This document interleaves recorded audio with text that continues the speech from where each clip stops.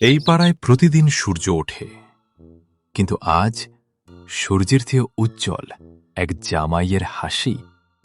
ইনি নিলয়, এক সাধারণ মানুষ, কিন্তু শ্বশুরবাড়ি ঢোকার পর যার জীবন হয়ে গেছে অসাধারণ। আহা, কি দিন শুরু হয়েছে। ঘুম থেকে এই উঠলাম, আর এখন শ্বশুর বাড়ি। নিলয়, কি রে? এমন হাসি দেখে মনে হচ্ছে তুই লটারি জিতেছিস। কোনো নতুন খবর নাকি? লটারি না ভাই, আমি এখন শ্বশুর বাড়ির স্থায়ী বাসিন্দা। হ্যাঁ, ঠিক শুনেছ, শ্বশুর বাড়ি। খাবার, ঘুম আর টেনশন শূন্য। জীবন কি সুন্দর জিনিস। ওরে বাপরে, তুই কি পাগল হয়ে গেছিস? বউ কি বলেছে?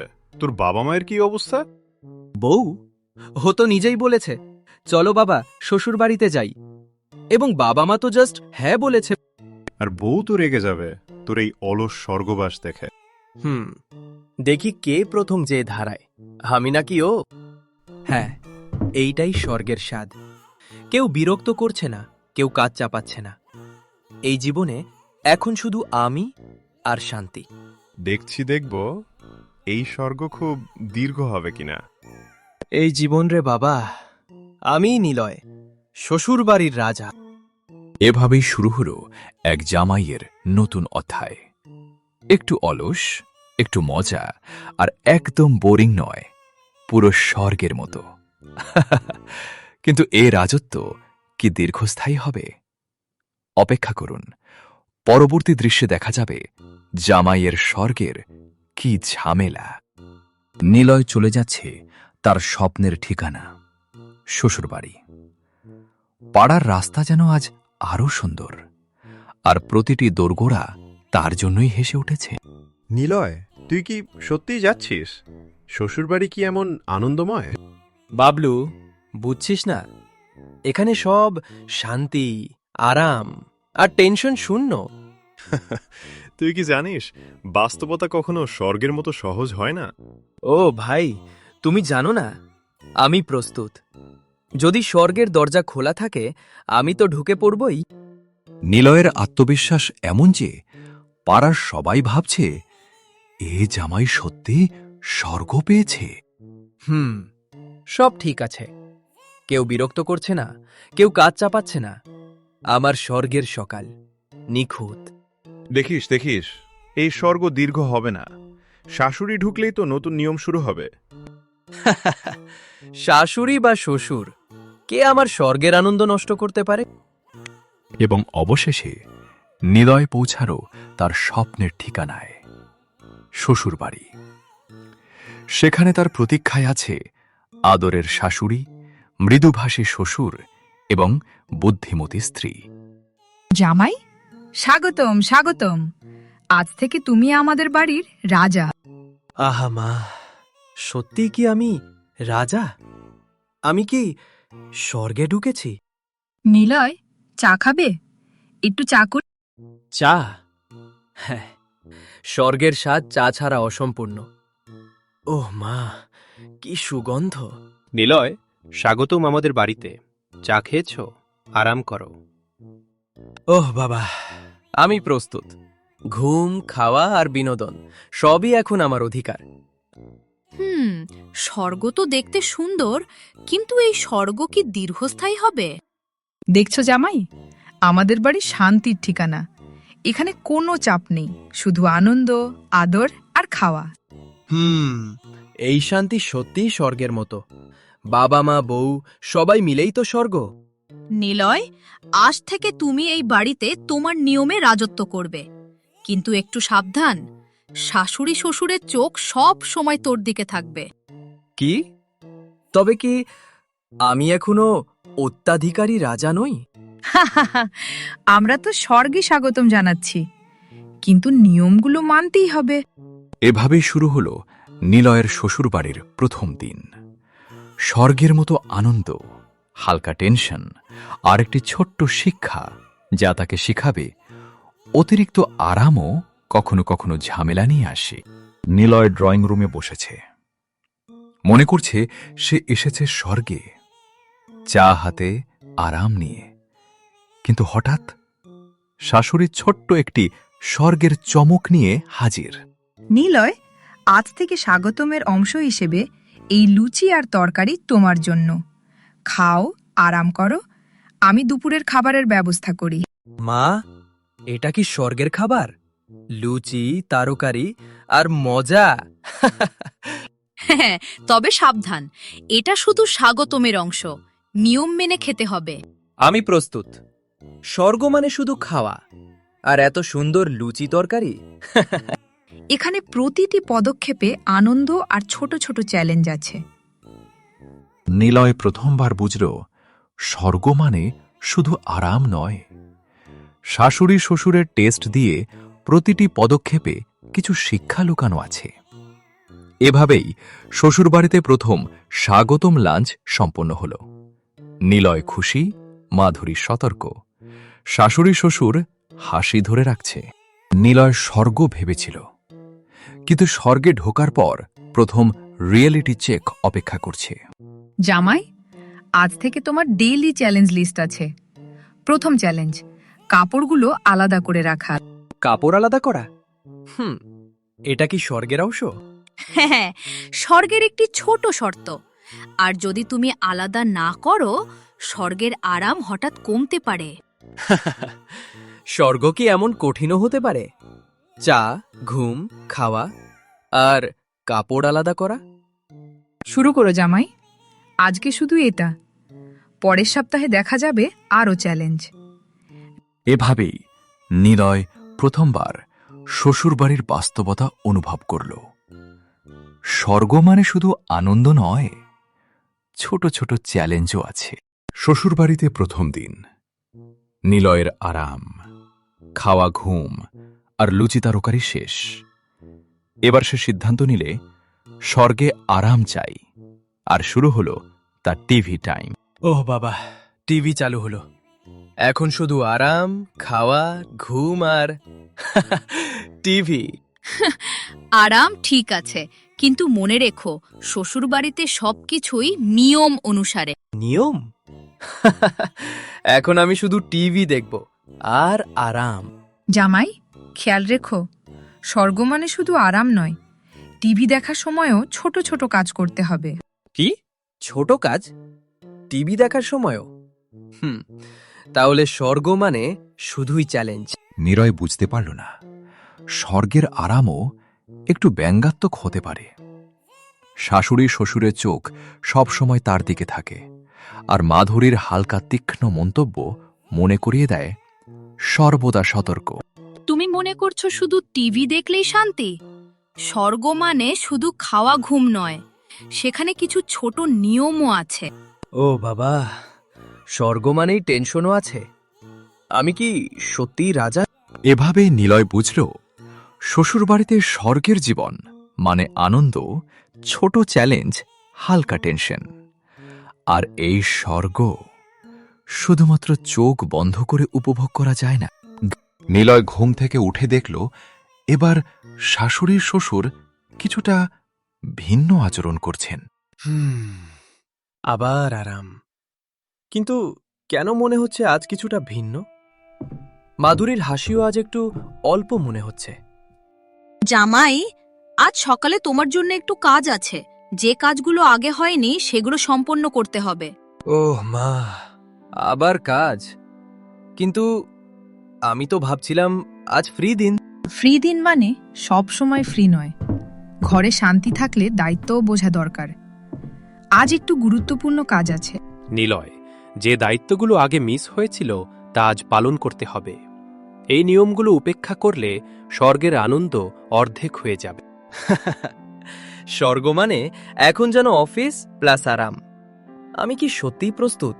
নিলয় বুঝল আজকের স্বর্গ একটু অন্যরকম। শাশুড়ি শ্বশুর শুধু হাসছেন না, তাদের চোখে এখন ছোট্ট সতর্কবার্তা। নিলয় প্রথমবার বুঝল স্বর্গ মানে শুধু আরাম নয়। শাশুড়ি শ্বশুর আজ থেকে সাবধানতার সঙ্গে নিজেদের আচরণ বদলাচ্ছেন। সে মনে মনে ভাবল, আজ নিশ্চয় আবার লুচি তরকারি। স্বর্গের খাবার। জামাই, আজ তোমার খাবার সরল, লুচি তরকারি নেই। তুমি আগে একটু ছোট্ট কাজ ছেড়ে নাও, তারপর খাবার।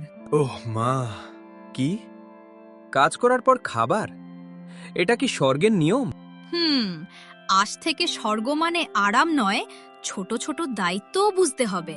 নিলয়, তোমার আজকের কাজের তালিকা হল: ১. সবজি বাজার থেকে নিয়ে আসা। ২. রান্নাঘরের কিছু কাজ করা। ৩. ঘরের কিছু ছোটখাটো কাজ। স্বর্গ কি হঠাৎ অফিসে পরিণত হলো বাবা?